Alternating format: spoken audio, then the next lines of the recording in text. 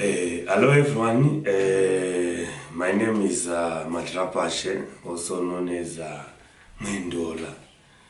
Welcome to our talk show, where we are going to be discussing about dealing with conflicts in a family setup, that is between the parents and the children. And these conflicts, actually conflicts exist in a family, and the conflicts may be between the parents, or between parents with children, or between children against another children.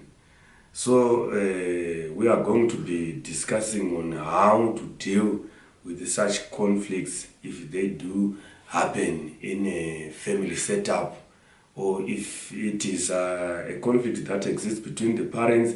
What are the actions that are supposed to be done by the children vachimaintaina integrity yavabereki vavo and vachiramba vachida vabereki vavo? Right, to start with, I shall be defining kuti chinyi chinombonzi conflict. So a conflict, it is just a disagreement that can lead to a greater or lesser interaction between the two people that are involved. Kana vari baba namai vanenge vaita a conflict vakasawirirana, their hearts dzinoseparator, even though vachiramba vagere havo vari pamba. Zvataimboita kumashure izviya kuti kuita mafani, kutamba tese tichiita twakawanda tunenge tisingachaiti, because in one's heart ndichiti is my devil. So kana uri between baba nemwana, the love yanga ichimboexista between the two inosiza. Kana kuti tikange tiri siblings, the love that existed between the two inosiza zvokuti munenge utoona kuti something is not right here. So tiri these conflicts anokonzerwa a lot of things, or a lot of stuff, and the following are the causes. If it is a conflict between marriage setup, it can be influenced from wider family members. Inini ndine mukadzi wangu, vana mai guru, kana kuti vana mai nini, kana kuti vana mai, kana kuti vana tsano, they wanted to impose a lot of decisions that tinenge tichifanira kutora isusu vaviri mumba medu. Kana kutiwo iniwo mumba nemudzimai wangu, vana tete, vana mai nana bambo vanoda kuuya vachipinda vachitaurira zvokuita. Izvozvo zvinogona kukonzeresa a conflict, because my differing personal ideas and childhood experiences that were learned from our families zvinenge zvakatosiyana. Saka kana zvikasiyana ndikaona kuti maitiro ari kuita uyu zvinobva zvatondidini, zvatondiita put off, zvobva zvakonzeresa chinhu chinonzi conflict. Kusava netime, not having enough time with your family by being too busy with your work issues. Kuita an old way mudhara anotonga nedemo asina nzeve inoteerera, anongoti nezvandinoita, no one should ask me. Zvinokonzeresa maconflicts futi izvozvo. Mukadzi kuti isu tinongori mai pamba nevana, hatina nguwana nabambo. Kana kuti kugara tichiita disputes, continuous disputes or quarrels in a short space of time. Asi taenda tanotongwa, mukadzi waramba kunbikira sadza, mangwana tanotongwa, mai vari kuvata vakapfeka mazipijama nemazitrek bottom akawanda. Mangwana taenda tanotongwa, mai vati baba varova vana, baba vakwa. Izvozvo zvinobva zvabvisa mwoyo yedu paumwe chete. Then lack of love between the two people. If we read from 1 Corinthians 13 verse 13, it says, "And now these three remain, faith, hope, and love. But the greatest of these is love, and it covers all." So if we don't have love, team family setup, tisingati check on each other, ndikagara ndisina kumbotaura nomwana wamai wangu, apafanirwa kudarika wiki communication ndo inotidhonzerana padhuze dhuze and inoshowa kuti there is love. Tikagara tichitaurirana tichitaura love ikanga iripo, chero mwana wamai vangu kanditadzira I will be ready kukuregerera because deep down in my heart I will be loving you. So poor communication, lack of communication between couples results to misunderstandings or constant criticism or complaints nama blame games. Ndofanga wangu unozitana ngoti mai mwana nhasi ndanonoka kuuya ndichende kwakati mai mwana ndatumira mai mari yakati mai mwana ndafunga kuti mangwana tichazoda. Tikango communicate, it means we will be on the same wavelength, we will be doing things together. Saka kana pakadero pakasaita communication breakdown, each party will be understanding kuti anenge achiita chinyi. The moment pakangoshayikwa communication chete, misunderstandings atohapo. Ende pato wana mablame game, ndiyo makazotanga madai, ndiyo makata zvakadai, ndiyo saka ndakazodai, makanga. The moment patinotanga kungoita blame game, it means kuti patwane a rift between us.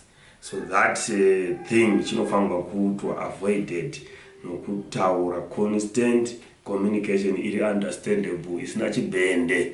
Yavaprofita kuti vanotaura vakibhendezera kuti unokudzwa kuti tazoona madai iwo hauchagwisi zvezvichirevei. Communication kana yasendwa to somebody, the message inofanirwa kunge ichikwanisa kuitwa decoded, and the person who is receiving it must actually understand its meaning. Otherwise, if one does not understand the meaning, then it means that communication yacho inenge isina purpose.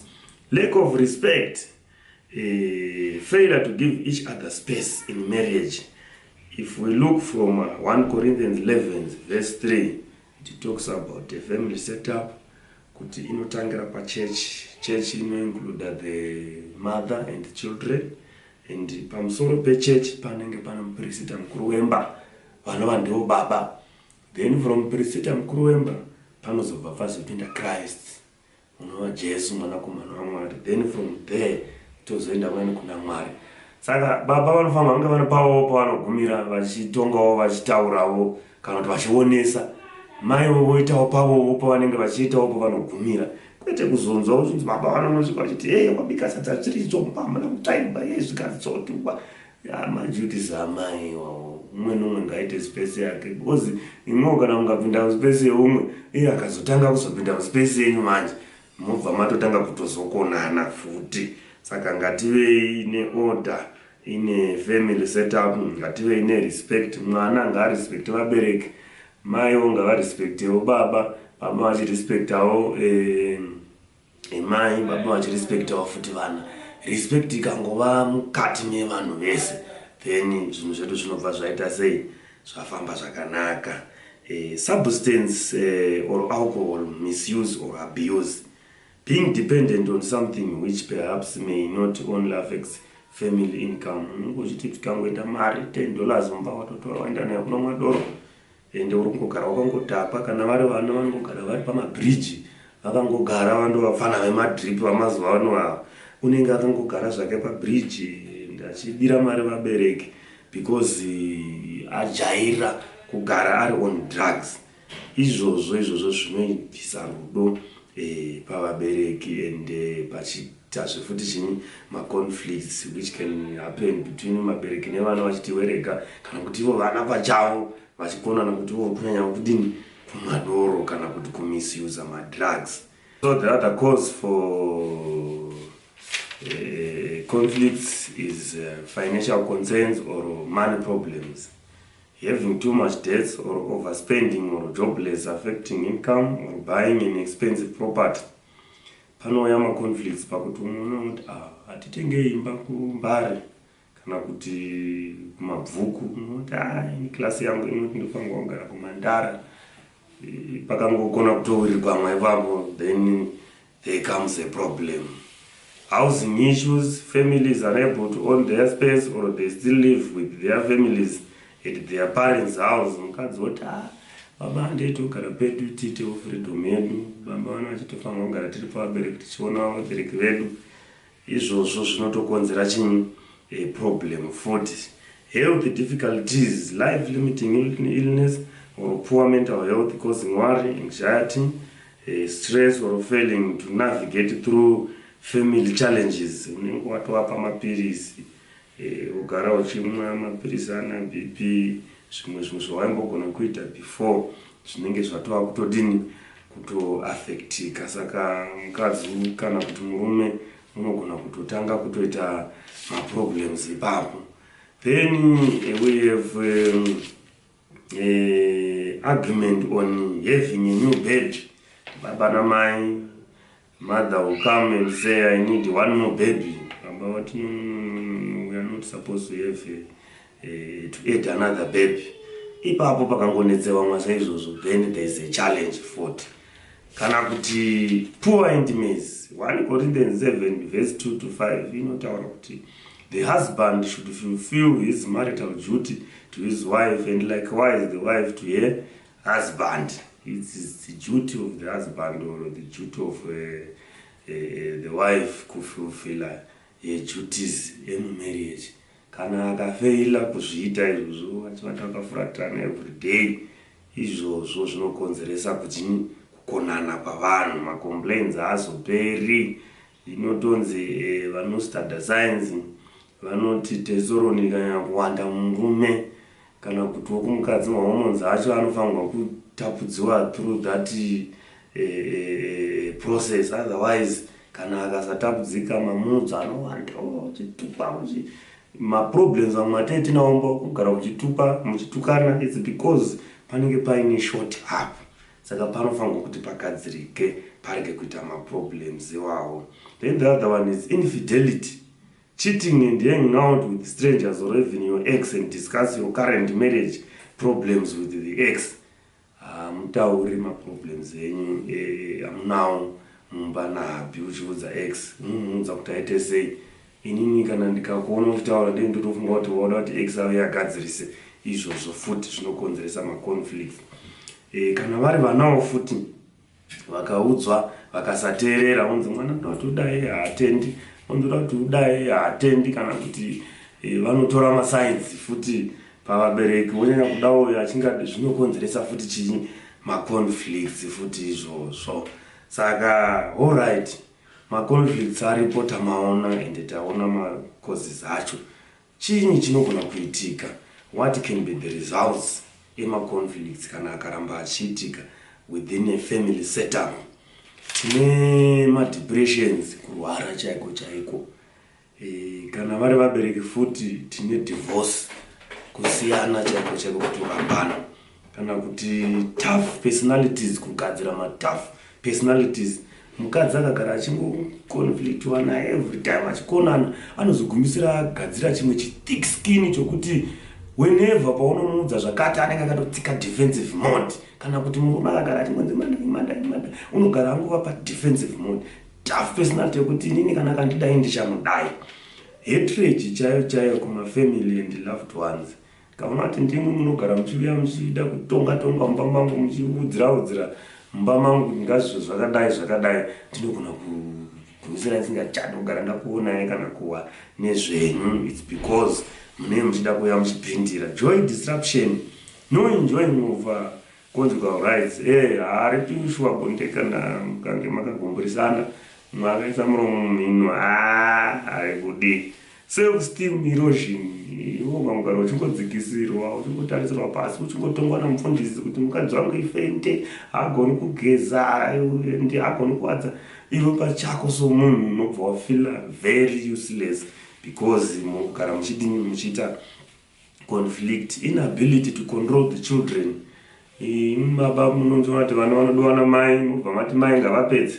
Kuti mai munoti baba ndo vanoda vana mwana akaita challenge, baba ngavagadzirise. Ipapo manje pane patoita chinyi challenge. Drug abuse, vamwe vanozoti kuti nyaya dzacho ndipedze stress yandenge ndinayo, I have to burn drugs always. Domestic violence, kurovana chaiko tinongonzwa mativi namaredio achiti please let's stop gender based violence. Hatifanirwi kurovana. But kana tikazoona maproblems acho arimo, hacha dzinogona kukurira mugumisira marovana, and sometimes murouraya. You end up in jail because of these issues. Infidelity, mukadzi vangu kana andibhowa indomukaurisa ndonomusvika ndomutorera chipata kumuroti paina vashadha lenoro perish unosvika woita perish uri ikoko kwaunenge uri kudzoka wahwara wava nanaedzi and stuff zvese izvozvo. Personality damages, unodziona nyaya dzotongwa kumakoti, tine dzimba dzakadai, une chikwambo, une chakati, vanoreva kavanhu kana mukangokonana chete zvese zvinobva zvabudiswa pabani nembudzi dzawakaba muchiwirirana akatodlawo mari yacho ukamupa unotanga kudzireva manje because munenge maita sei, munenge makonana wochienda kumakotsi and pay huge bills for legal costs because makuendesana kucourts because maita chini maconflicts kana kuti mazoti marambana. So there are a lot of stuff zvinogona kuresult from conflicts kana akaramba aripo akasahandliwa carefully. So now how do we deal with the conflicts in case they happen? To deal with conflicts, one would have to identify the causes. One must identify their behavioral issues that might be responsible for conflicts. Kunonzi introspection, unofanirwa kuzvitarisa iwe pachako wozvinzvera ndepapi powakanya kana powakanganisa paita kuti muzosvika pamazosvika ipapo wogadzirisa kuti vanhu mugare zvakanaka. Conflicts are caused by lack of communication and couples must be willing to express themselves truly to one another without fear or hostility. Tauranai, communication must be open and understandable. Kana umwe wangu akangonzwisa cheto ndiri kuita sei, then ma-conflicts tine tichimagadzirisa. Willingness from all parties to resolve the issues. The affected parties must all bring in facts causing conflicts to provide analysis. Madedza munhu wechitatu kuti ave azokugadzirisa naye pobvunza ko imwe mai problem ndei ko baba problem ndei, then you don't express your facts. It will be difficult for the person, for the mediator to resolve or to help you resolve the conflicts because imwe mune mchiti ndezvedu akwedu haifanirwi kuti ifukugwe imwe vanhu vatizive. Saka tinofanirwa kuti kana taita ma-conflicts we must be willing, tinofanirwa kunge tine a zeal yokuti chinyi yokuita resolve these conflicts. We must also identify a solution.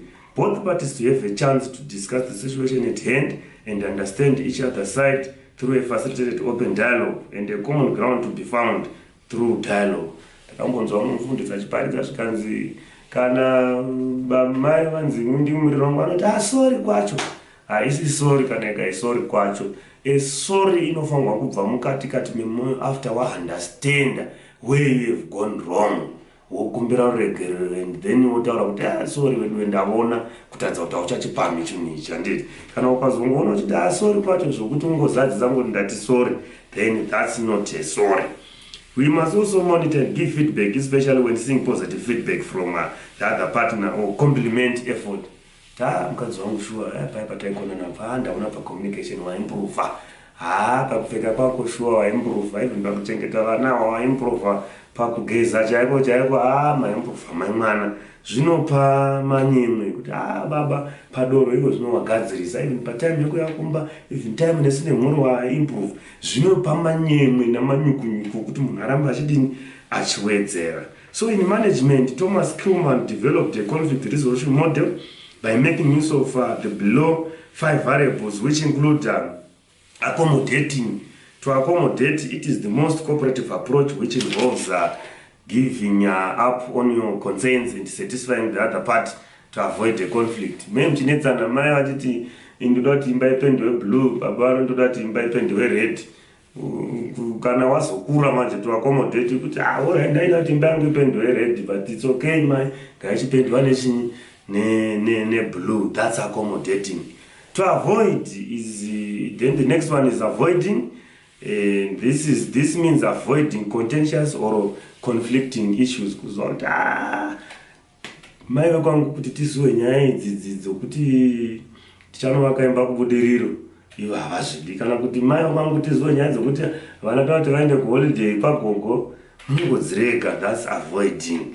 Then collaborating, seeing your concerns and those of the other parties equal, analyze each other's interests to find a win-win solution.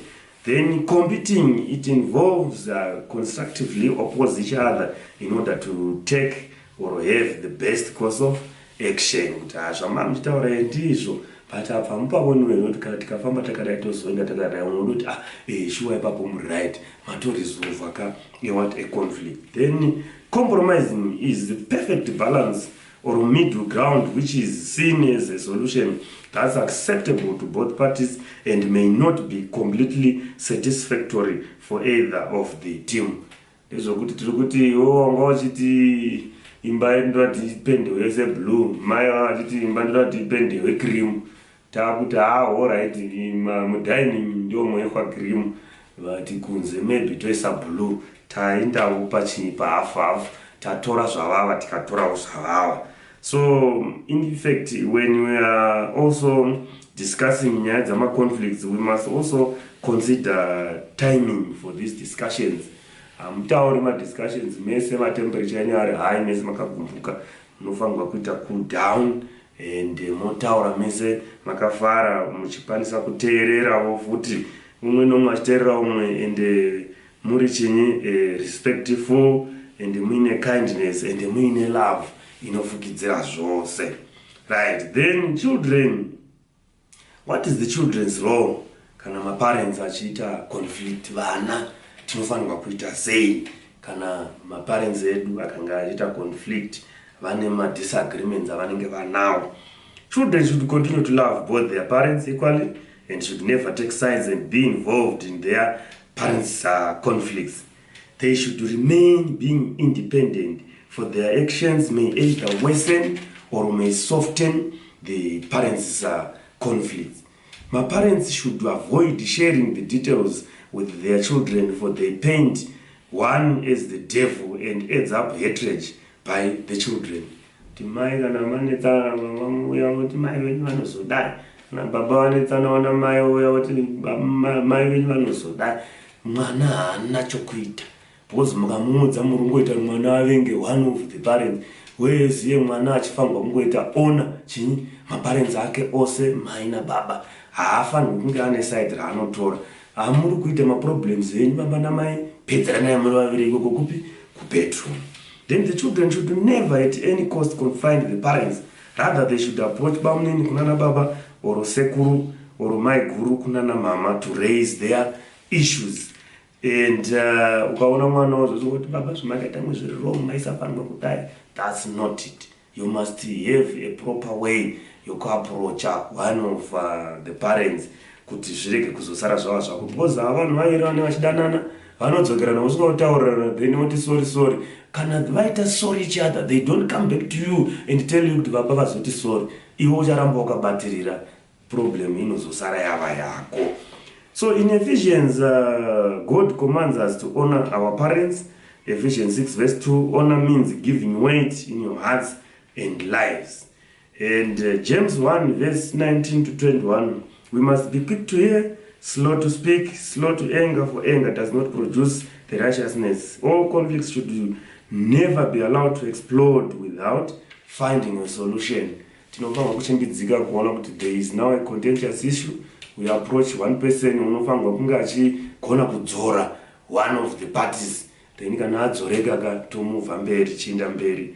Bible rinoti zvinofadza sei kana hama dzigara pamwe chete dziri murugare nomunyararo nomumufaro. Tinofanirwa kugara tine mufaro, because kana tikange tangoona maconflicts kureva kuti Satan unenge atotibira mufaro watakafanirwa kugara tiinawo mumba. Saka kana mufaro ukanga usisimu, Satan wako achita zvaanoda, because the devil came to steal, kill and destroy. Saka tinofanirwa kuchingwarira chinhu ichocho. We must seek God first, and all these things will be added unto you. That's Matthew 6 verse 33. We must keep praying for our families to remain being united, love each other, and avoid these conflicts which are unhealthy. So if it is a child against parent conflict, dialogue should be given a chance first, and if it doesn't work, ukama should be protected, and even to avoid confrontations, children should just be allowed to move out and rent out apartments to avoid confrontations. Parents to continue praying for their children, for God to change their behavior and to be covered by the blood of Jesus. Saka tiri kuti vana havafaniri kupindira maconflicts avabereki. Kana maconflicts avabereki achinge aitika, tinofanirwa kuziva how to approach anogona kunoita calm down our parents so that they get back together. Sezvavakanga vakaita kudhara. Then kana ikazenge yava yekuti mwana against a parent, tinotaura nemwana. Mwana akaratidza kuti hawisisi, totsvaga vamwe mamediator togona kutaura naye futi pakati. Zvikaratidza kuti hazvisizvo, tochengetedza ukama, mwana unogara hake kwake, isi tosara tiri kumwe. Asi tofanirwa kuramba tichinamatira mwana kuitira kuti chinyi Mwari amuchengete, ende nerimwe zuva behavior yake igozoita sei, igozochinjika.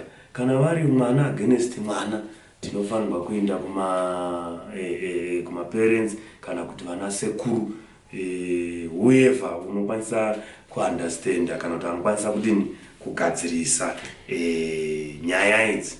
So tiri kuti maconflicts aripo, kana maconflicts aripo akaitika, tinofanirwa kutrya by all means kuma resolve before aita explode. Hatifanirwi kuti if you are in a family setup totarira chinhu chinonzi divorce, nokuti Mwari hates divorce. Tinofanirwa kuramba tichiparidza Kristu, ende Kristu wakada chechi yake one. Tinofanirwa kuramba tichida kudzamara tibve pano panyika. Saka takafanira futi tose kuti kana maconflicts akaita, tinofanirwa kuteerera kana tikatsiurwa, nokuti anokutsiura anokuda. Saka kana wateerera ukatsiurwa, wodzokera on your knees, you keep praying for the blood of Jesus to cover you, kuti wewe udini uchengeteke. Vana havafanirwi kupindira pamaconflicts avabereki, havafanirwi kuudzwa zviri kunetsa pavabereki. Vanofanirwa kungoda vabereki vavo sezvavari kubva pakutanga, voramba vachivanamatirawo futi, kuitira kuti Mwari adini aise rugare, aramba akaisa runyararo, vanhu vachiita sei, vachichengeteka. So thank you for listening. We are going to be meeting in the next segment where we will be talking about forgiveness. Thank you so much.